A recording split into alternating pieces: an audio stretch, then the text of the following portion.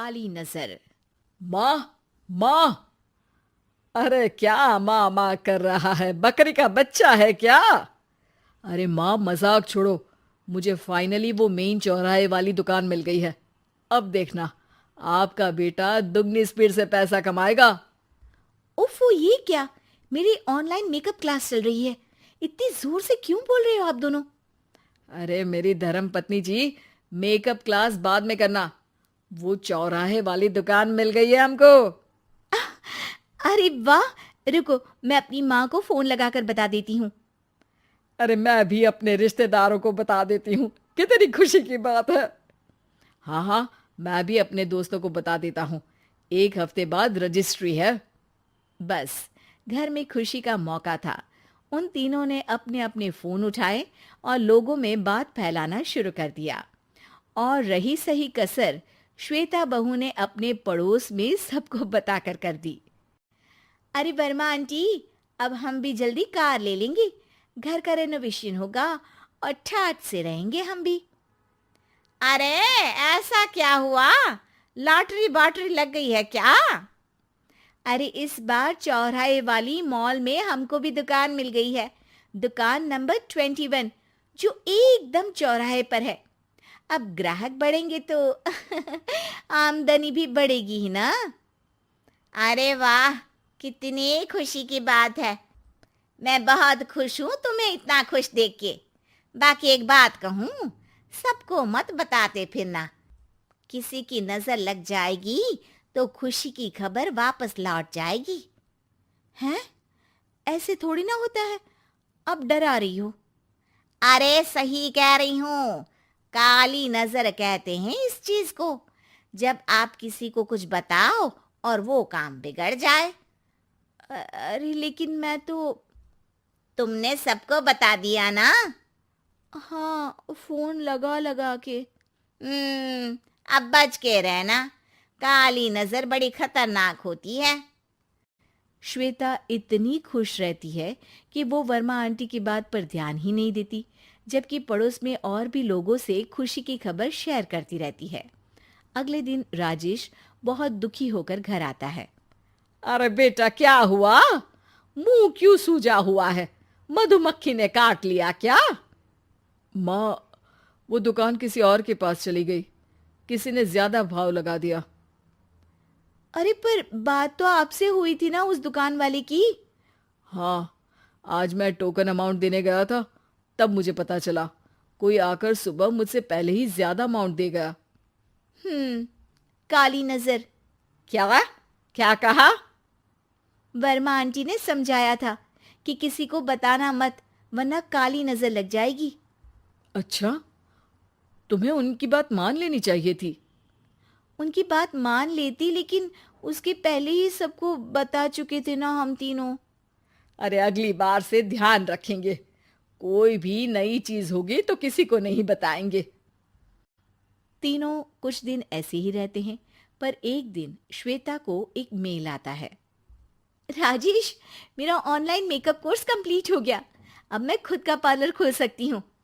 अरे वाह, अपने मोहल्ले में ही खोलते हैं। ये जो घर के सामने दुकान है ना, वहीं। हाँ, यहाँ सस्ती भी मिल जाएगी। अगले दिन श्वेता वर्मा आंटी के पास जाती है, मिठाई का डब्बा लेकर।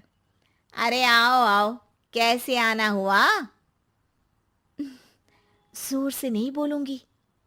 वो सामने वाली दुकान है ना, वहां मैं अपनी पार्लर की दुकान खोलने वाली हूँ। उसकी मिठाई है। अरे वाह, बहुत बधाई हो तुमको।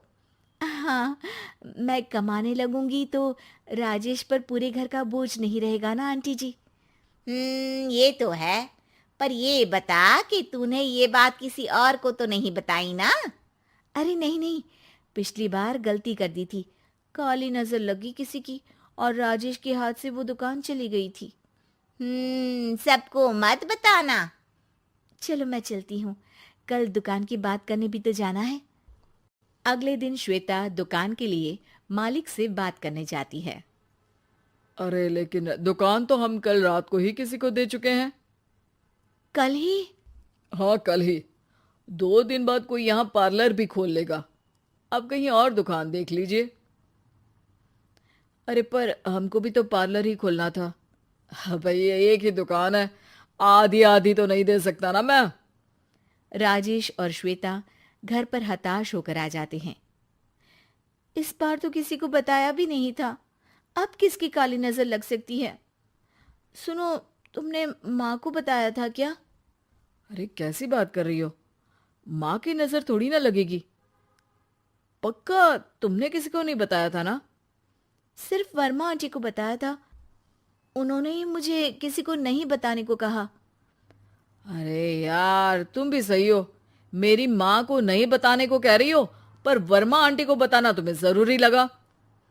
अरे वर्मा आंटी ने ही तो काली नजर के बारे में बताया था ना, वो हमेशा हमारा भला ही तो चाहती है। मेरी माँ भी हमारा भला ही चाहती है। अरे पर चिल्ला क्यों रहे हो? बात नहीं कर सकते क्या आराम से? नहीं आता वो आराम से बात करना, और करना भी नहीं चाहता हूं मैं। दुकान जाने का दुख गुस्से में बदल गया था और राजेश और श्वेता में बात बंद हो गई थी। 2 दिन बाद मोहल्ले में पार्लर का इनॉग्रेशन हुआ, जिसमें मोहल्ले के सभी लोगों को बुलाया गया, पर श्वेता, राजेश और माँ नहीं जाते। माँ, अंदर आ जाओ, क्या देख रही हो? अरे नया पार्लर देख रही हूं अपने आंगन से। देखो, माँ को दूसरे का सुख देखने में कितना मजा आ रहा है, मेरा दुख नहीं दिख रहा इन्हें। यहाँ मेरा पार्लर भी तो हो सकता था। अरे चुप रहो यार, हर बात में लड़ाई क्यों ढूंढ रही हो? राजेश और श्वेता फिर बहस करने लगते थे। तभी माँ ने दोनों को बाहर बुलाया। अरे जरा देखो तो, दुकान चलाने वाले का बोर्ड पर नाम क्या लिखा है? श्रुति वर्मा। गाड़ी निकाले बेटा, हमें कहीं जाना है। काली नजर का इलाज कराने? राजेश अपनी बाइक निकालता है। तीनों ट्रिपलिंग कर रहे हैं। माँ राजेश को उस मॉल वाली दुकान पर लेकर जाती है जहां राजेश अपनी दुकान खोलने वाला था। यही दुकान लेना चाहता था ना तू? हाँ, पर इनको भी दुखी करने लेकर आई हो क्या यहाँ पर दुकान दिखाकर? वहां काफी नहीं था? अरे श्वेता, थोड़ा सब्र रख, अभी पता चलेगा कि हम यहाँ क्यों आए हैं। बता, इस दुकान चलाने वाले का नाम क्या है? अनुपम वर्मा। कुछ समझ में आया? वो दुकान वाली श्रुति वर्मा, ये दुकान वाला अनुपम वर्मा, और हमारे पड़ोस में हमने उस दुकानों के बारे में बताया किसको था? अब वर्मा आंटी को। मतलब वर्मा आंटी ही हमारा काम बिगाड़ रही है? नहीं नहीं, ऐसा नहीं हो सकता, ये बस इत्तेफाक है। राजेश अपना फोन निकालता है और श्रुति वर्मा और अनुपम वर्मा के नाम फेसबुक पर सर्च करता है, जहां ये दोनों ही वर्मा आंटी के रिश्तेदार होते हैं। श्वेता को समझ में आ जाता है कि वर्मा आंटी की ही नजर खाली नजर है। अब क्या करना है? कोई भी खुशी की खबर हो तो काली नजर से बचना है, यानी वर्मा आंटी से बचना है। अरे पर मुझे ये समझ में नहीं आया कि वो हमारे साथ ऐसा क्यों करेंगी। अरे बेटा, एक सीख है, दूर के आदमी को आपकी तरक्की से कम परेशानी होगी, पड़ोसी को ज्यादा। दोनों माँ की बात में हामी भरते हैं और अगला काम चुपचाप करने की कसम खाते हैं, ताकि आगे से वर्मा आंटी कोई काम ना बिगाड़ सके।